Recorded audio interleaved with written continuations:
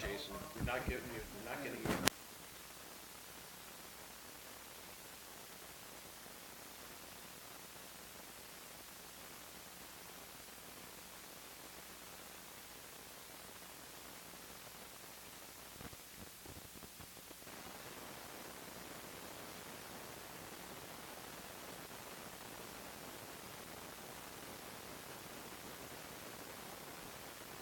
Order of the City Council work session for City of East Grand Forks, Tuesday, February 13th, 2018 is now 5 o'clock. Would the City Clerk please call roll? Mayor Steve Gander, Council President Mark Olmstead. Here. Council Vice President Chad Grassel. Council Members Clarence Shatter. Here. Mike Pakshidinsky. Here. Tim Riopel. Here. Henry Tweeden. Mark Demers. Does turn McCorm. Number one, request to purchase more. Mr. Stordahl. Thank you, Mr. President.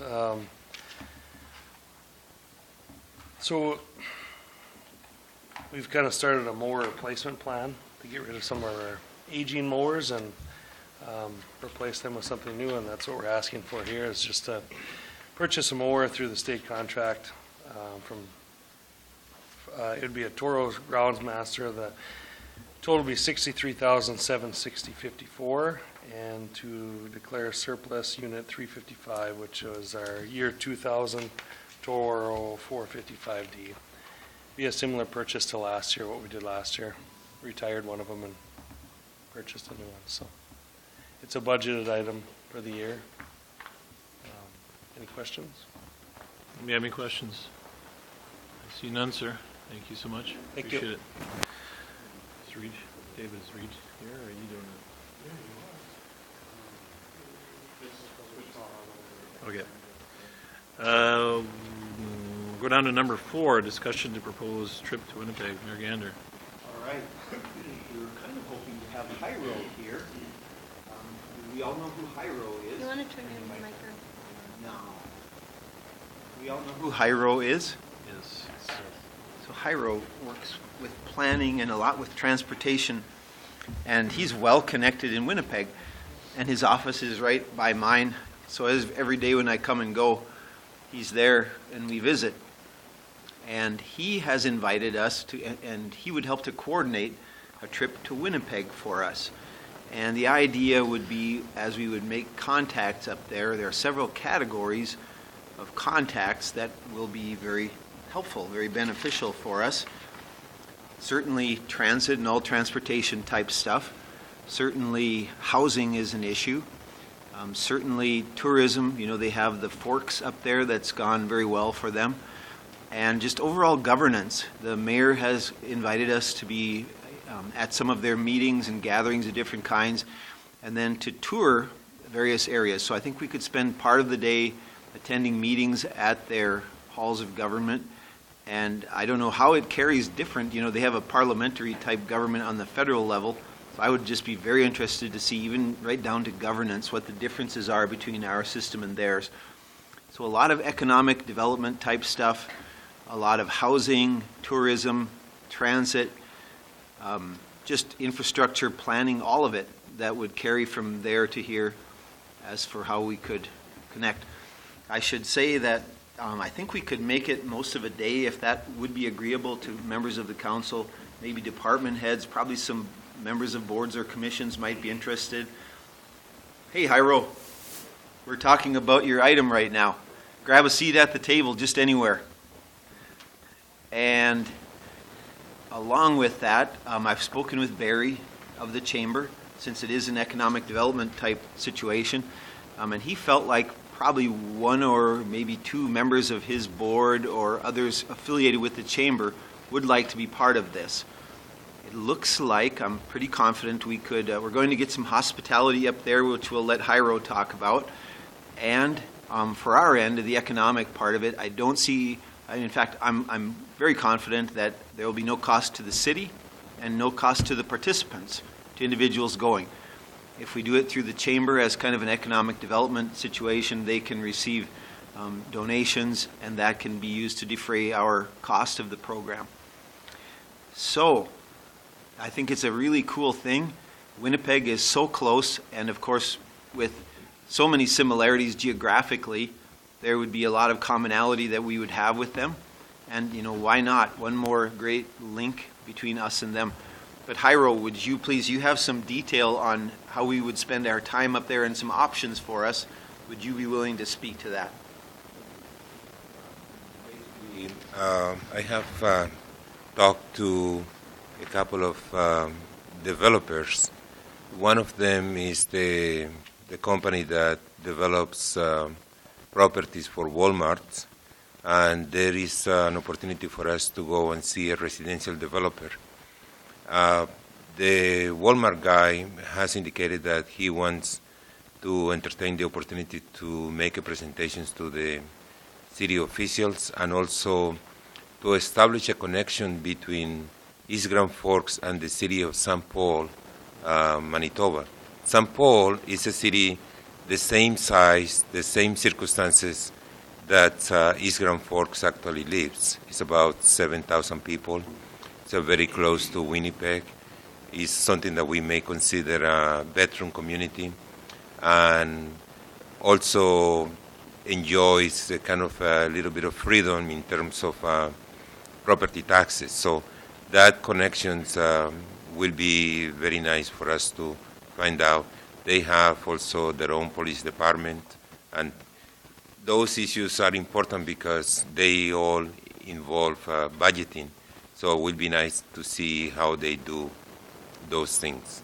On the other hand, from the city office of the mayor of Winnipeg, he has indicated his desires to meet with all of you and basically invited you to attend one of the activities, one of the meetings, either the executive policy or the public works committee. The sessions start around 9:30, and after that he will devote some time to talk to you in a kind of a more professional environment where questions and answers will take place. So in the afternoon, it's really for us to go and visit some people like the downtown development or the economic development people from the city. And Mark had indicated that he would like to see some kind of a pedestrian activities and bicycle activities. So I've been trying to contact the bicycle and pedestrian coordinator for the city for them to show us what they have been doing. So this is more or less overall the program that has been now kind of drafted. At the moment, if there is any kind of hospitality, it will be incurred by the host. They indicated their desires to provide you with some kind of meals or entertainment, and at least for the lunch break or on the breakfast. So. Jairo, how many years did you live up in the Winnipeg and Manitoba area? About 28. 28 years, so that's Yes, how you sir. got so well connected up there. I got connected because I was the perennial guy at the city hall.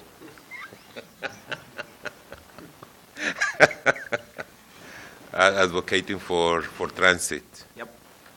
So, and some other kind of a public work. So that's the main reason. Excellent. And so we have some options depending on which of those meetings that we would attend. One of them happens on one day of the week, one happens on another day of the week. So that would guide us, whichever of those we might prefer would guide us to a certain day of the week. And then we would choose a time. I think probably the latter part of April now. Is that what we were considering? Megan, you and I just talked about this, and you've been talking to Jairo.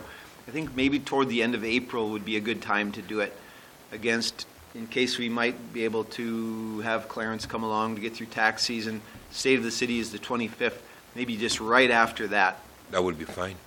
end of April. And then the day of the week to be somewhat guided by what we would rather take part in while we're there.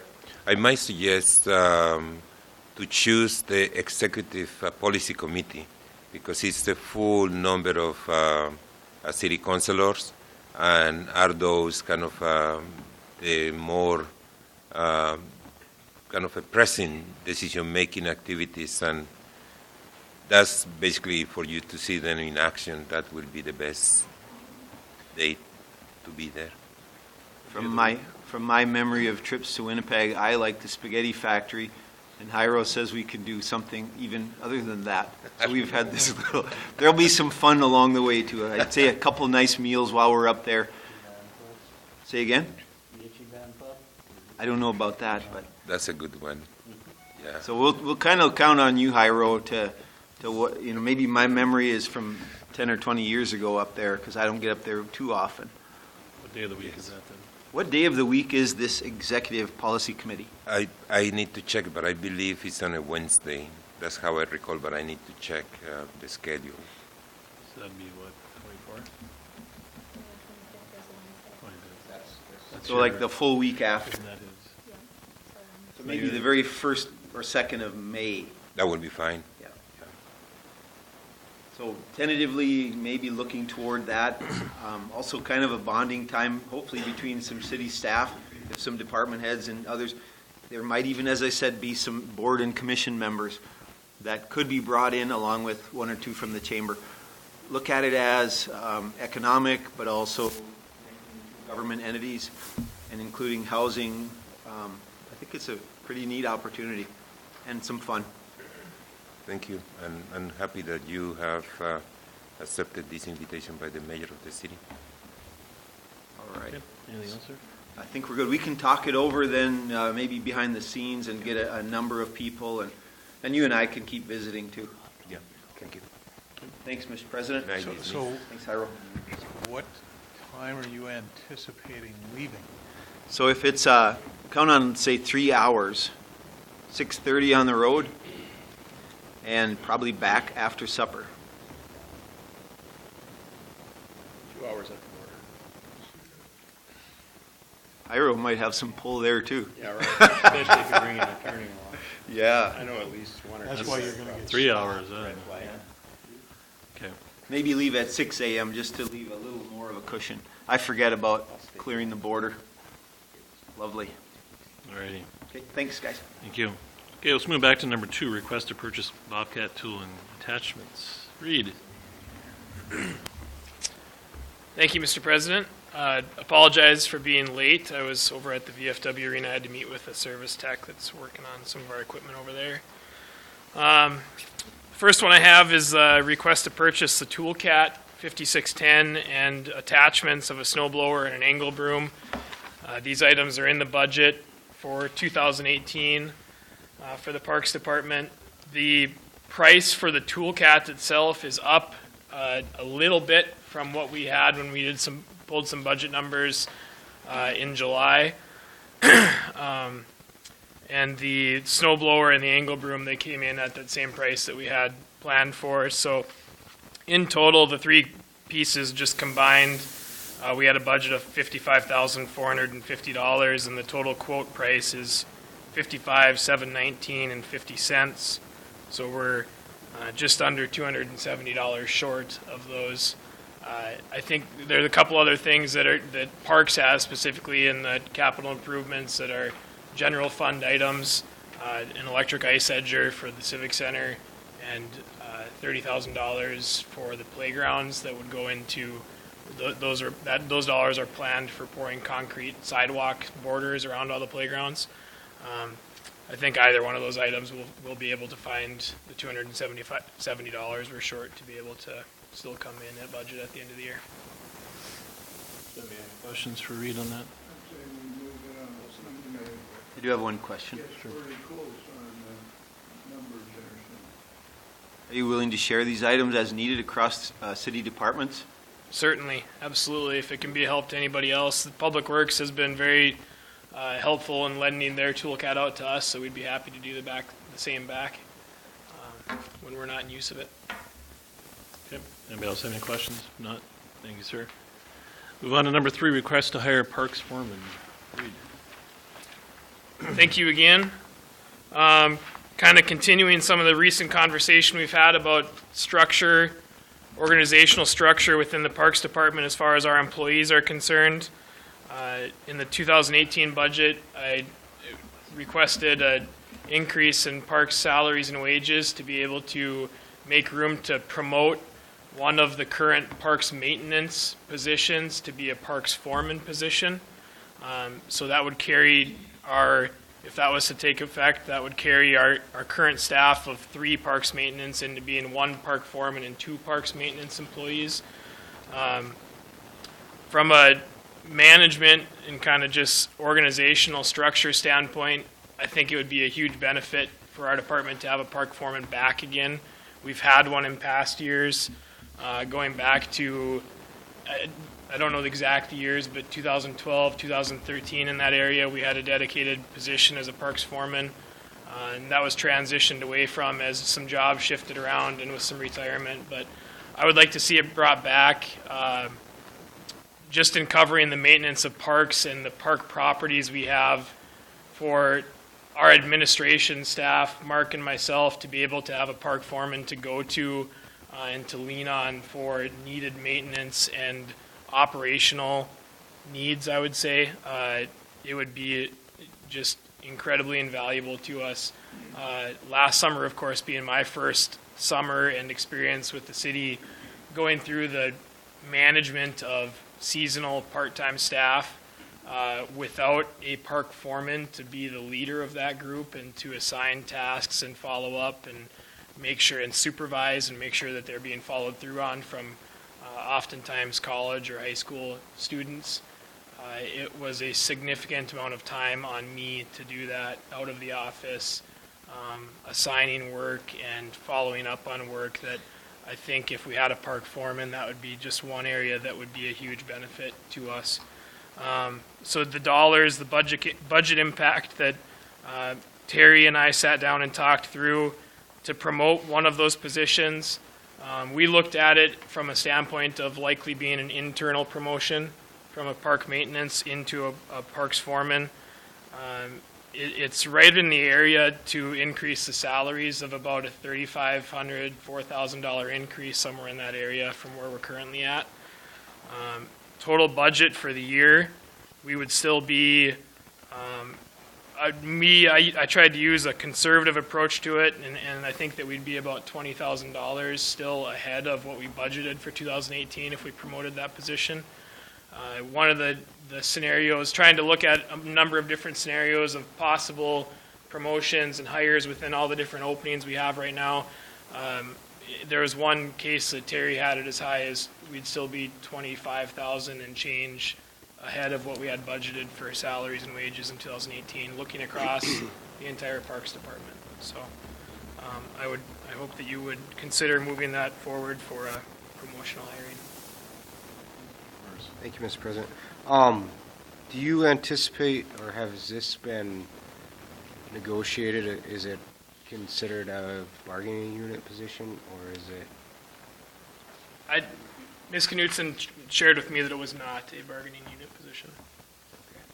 I'm fine with that. I know when we decided to do the public works foreman position, I thought at that time we should have insisted more strongly that it remained outside of the unit, just for the fact that we want this person to have the flexibility to direct work and all those other things that go along with not being in that group or whatever. So as long as, I don't have a problem with this as long as we keep it outside of the unit. Thank you.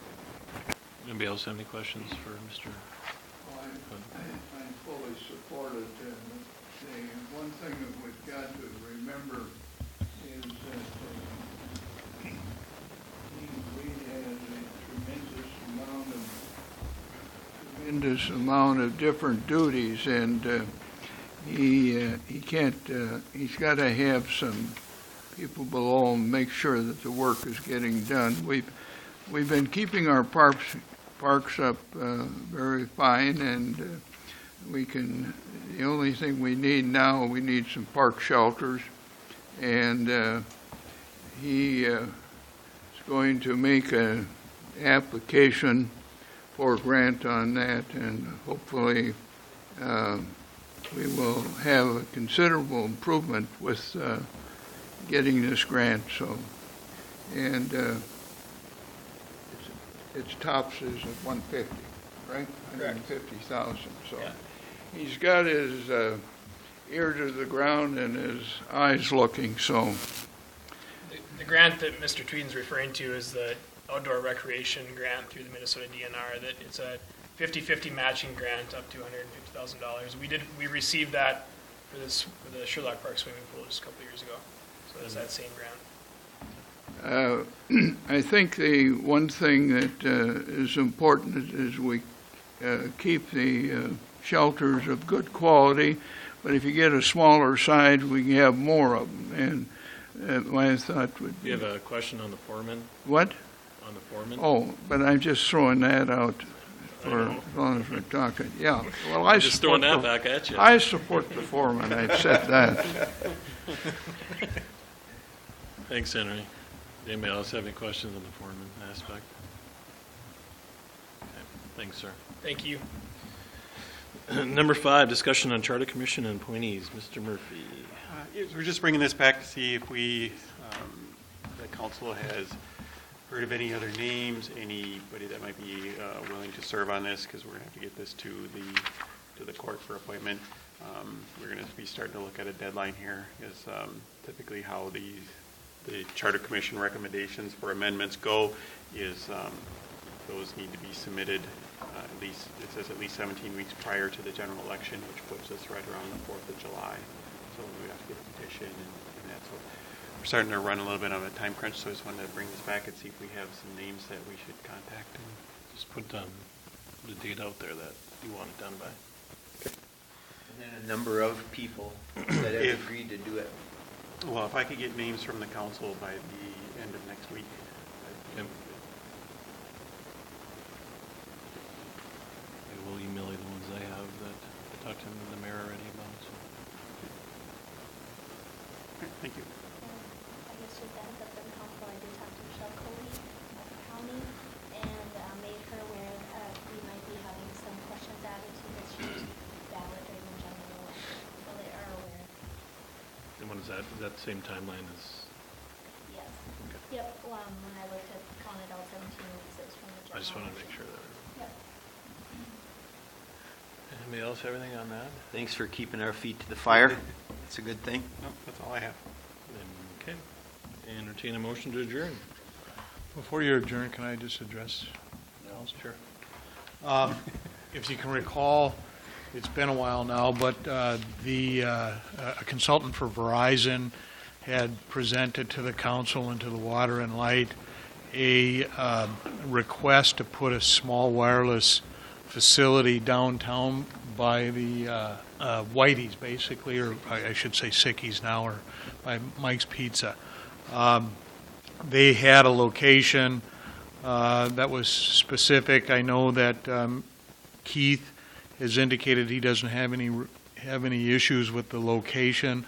We did briefly discuss this at a work session.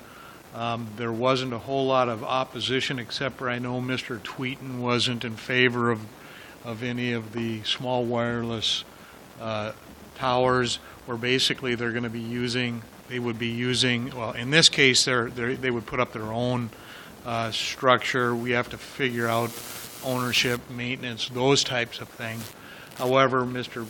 Pease would like to make sure that he's got an understanding of whether or not we're going to be able to work this into the 2018-2019 construction season for them. Minnesota actually passed a statute here not too long ago where these facilities are pretty much going to be mandatory with the city, and I'm working on the appropriate documentation as well as an ordinance that would essentially control some of the applications. However, everything's been going through through Water and Light, through Keith, and ultimately the decision's going to have to come from this group because it's the city's right of way, the city's poles, though the Water and Light Commission maintains them, and then there would be electric that we would have to separate meter, those types of things. But the main issue that they have at this time does it look like there's going to be opposition from this group to that location? And And I really don't have an answer for him because we haven't brought it forward to that point. Because what I've been doing is not working on the co-location agreement, because that agreement is fairly simplistic once you have the ordinance and the other documents and guidelines in place. He wants us to, he believes, Mr. Pease believes that, that document should be minor in considering the whole discussion, and then we can work out the details on the backside. So I look at it a little bit differently, but because I've got a call into him, he's been bothering Keith frequently. I need to get back to him at least with some type of an idea of what this group is, what the thoughts of this group are.